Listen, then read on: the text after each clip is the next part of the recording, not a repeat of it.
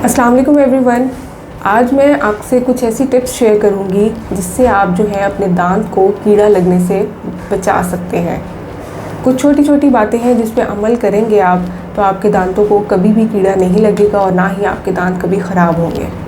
सबसे पहली चीज़, हमारी जो आउटर मोस्ट कवरिंग है दांत की, जिसको एनेमल कहते हैं, वो बहुत ज़्यादा स्ट्रॉन्ग होती है और हमारा दांत मेटल से भी ज़्यादा स्ट्रॉन्ग है।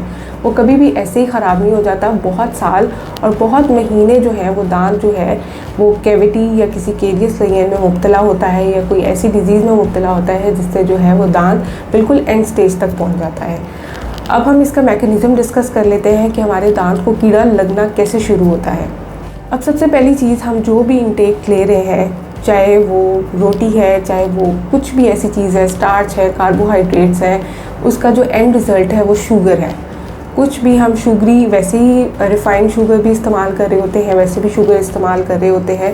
तो जो शुगर इनटेक है उससे क्या होता है, आहिस्ता आहिस्ता जो है वो एसिड वो हमारे दांतों पे चिपकी रहती है, उससे जो है वो फर्मेंटेशन शुरू हो जाती है।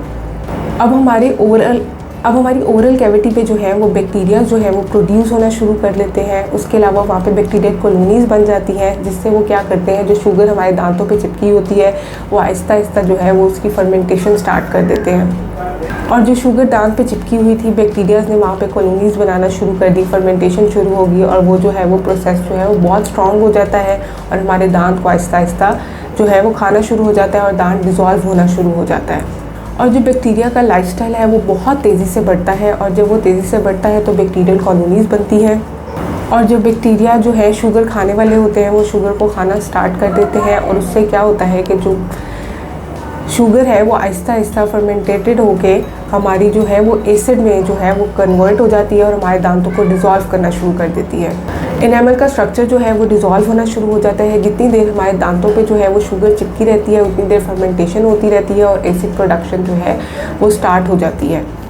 अब हम इस सारी चीज़ से जो मैकेनिज़्म पूरा हमने आपके साथ डिस्कस किया है, इससे प्रिवेंशन कैसे हो सकती है, हम घर में इससे कैसे बचाव कर सकते हैं। सबसे पहली चीज़ जो है वो हम अपने दांत को जो है कैसे बचा सकते हैं, इस चीज़ से, सारी कोलोनाइजेशन से कैसे बचा सकते हैं। सबसे पहली चीज़, जो हम शुगर इनटेक ले रहे हैं, बहुत ज़्यादा शुगरी कंटेंट इस्तेमाल कर रहे हैं, उसको हम लिमिट कर सकते हैं। जो हमारे खाने में बहुत ज़्यादा शुगर इनटेक है उसको जितना हम आहिस्ता आहिस्ता कम कर सकते हैं उसको हम कम करेंगे। उसके अलावा हम जो रिफ़ाइंड शुगर इस्तेमाल कर रहे हैं, जैसे ब्रेड हो गई, ऐसी जितनी भी चीज़ें जिसमें बहुत ज़्यादा शुगरी इनटेक है, बिस्किट्स हो गए, हम चाय के साथ डिप कर करके बिस्किट्स खाते हैं, इसमें बहुत ज़्यादा शुगर होती है। इससे हम जो है इसको लिमिट कर सकते हैं और अपने दांत को जो है बचा सकते हैं। उसके अलावा सबसे पहली चीज़ जो है वो हमारी ओरल हाइजीन है। उस ओरल हाइजीन को मेंटेन करके हम अपने दांत को बचा सकते हैं। हम दांतों की फ्लॉसिंग कर सकते हैं, हफ्ते में 2 दफ़ा फ्लॉसिंग कर लें। ज़्यादा आप नहीं कर सकते, मत करें, लेकिन एटलीस्ट दिन में 1 दफ़ा लाजमी ब्रश करें जब भी कुछ खाएं। उसके अलावा अच्छे से कुली करें ताकि अगर कोई भी आपने शुगर इनटेक भी किया है, दांतों पे जो शुगर चिपकी हुई है वो आप जब कुली करेंगे वो रिंस आउट हो जाएगी और आपके दांतों में जो बैक्टीरिया जो है वो कॉलोनीज़ बना के जो है वो फर्मेंटेशन शुरू कर देते हैं, एसिड प्रोड्यूस होना शुरू हो जाता है। उससे जो है वो आपकी बचत हो जाएगी और आपका दांत जो है वो बच जाएगा। उसके अलावा एनेमल इतनी स्ट्रॉन्ग लेयर होती है, वो इतनी जल्दी ख़राब नहीं होती जब तक हम बिल्कुल जो है अपने दांतों को इग्नोर करते हैं। अगर आप अपनी ओरल हाइजीन का ख्याल रखेंगे तो कभी भी जो है एनेमल स्ट्रक्चर जो है वो डिसॉल्व नहीं होता।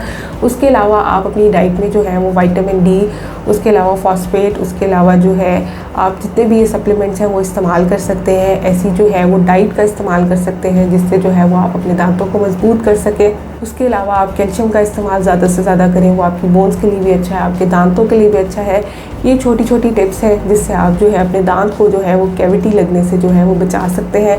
अगर वीडियो पसंद आई है तो मेरा चैनल लाजमी सब्सक्राइब कर दें और अगर आपका कोई भी सवाल है तो आप मुझसे कमेंट सेक्शन में पूछ सकते हैं। अपना ख्याल रखें और अगली वीडियो का इंतज़ार करें। अल्लाह हाफ़िज़।